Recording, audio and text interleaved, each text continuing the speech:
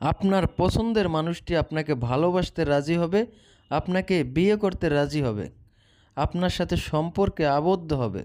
এমনই একটা নকশা আজকে আপনাদেরকে আমি দিতেছি।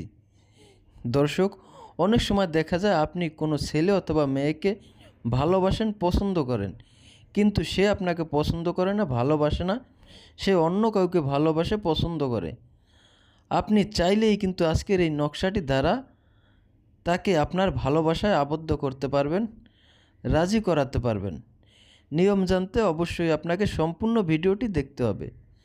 যদি কেউ ভিডিওটি স্কিপ করে দেখেন তাহলে হয়তোবা ভিডিওর কোনো গুরুত্বপূর্ণ স্টেপ আপনার মিস হয়ে যেতে পারে। আর যদি কোনো গুরুত্বপূর্ণ স্টেপ আপনার মিস হয়ে যায় তাহলে আপনি কাজটা সঠিকভাবে করতে পারবেন না।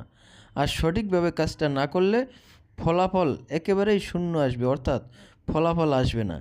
এই জন্য আপনি অবশ্যই সম্পূর্ণ ভিডিওটি দেখবেন এবং আপনি চাইলে এই ভিডিওটা শেয়ার করে আপনার টাইমলাইনে রেখে দিতে পারেন, যাতে করে প্রয়োজনের সময় আপনি এই ভিডিওটি দেখে সঠিকভাবে সঠিক নিয়মে এই নকশাটি প্রয়োগ করে আপনার কাঙ্ক্ষিত ব্যক্তিকে আপনার ভালোবাসায় রাজি করাতে পারেন।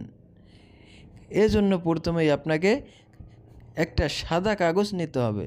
ফ্রেশ দেখে একটা সাদা কাগজ নেবেন। এরপর ওই কাগজের উপরে আমার দেয়া নকশাটি আমি যেভাবে লিখেছি হুবহু ওইভাবে নকশাটি লিখবেন। আর অবশ্যই আপনারা নকশাটি মেশকো জাফরান কালি দিয়ে লিখবেন। তবে যদি মেশকো জাফরান কালি সংগ্রহ করতে না পারেন সেক্ষেত্রে একটা লাল কালির বল পেন দিয়ে লিখবেন, কারণ অনেকে লাল কালি দিয়ে লিখেও ভালো ফলাফল পেয়েছে। তাই আপনারা মেশকো জাফরান কালি সংগ্রহ করতে না পারলে সেক্ষেত্রে লাল কালির বল পেন দিয়ে লিখবেন। এরপরে আপনারা ওই নকশার নিচে প্রথম যে অমুক লেখা আছে ওইখানে আপনার নিজের নামটা লিখবেন এবং দ্বিতীয় যে অমুক লেখা আছে ওইখানে আপনার সেই কাঙ্ক্ষিত ব্যক্তির নামটি লিখবেন, আপনার ভালোবাসার ব্যক্তির নাম, যাকে আপনি আপনার ভালোবাসায় আবদ্ধ করতে চান। আর একটা কথা, আমি যে নকশাগুলো দেই এগুলো অত্যন্ত কার্যকরী এবং পাওয়ারফুল। এগুলো সঠিক আমার বই থেকে দেওয়া।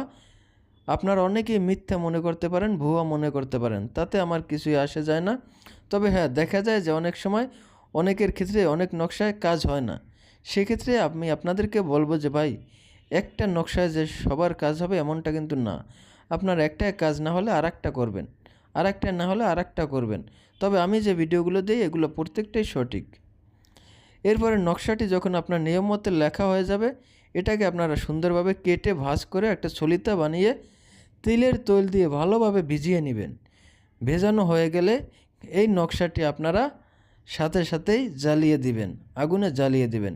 এটা আপনারা যে কোনো দিন যে কোনো সময় করতে পারবেন।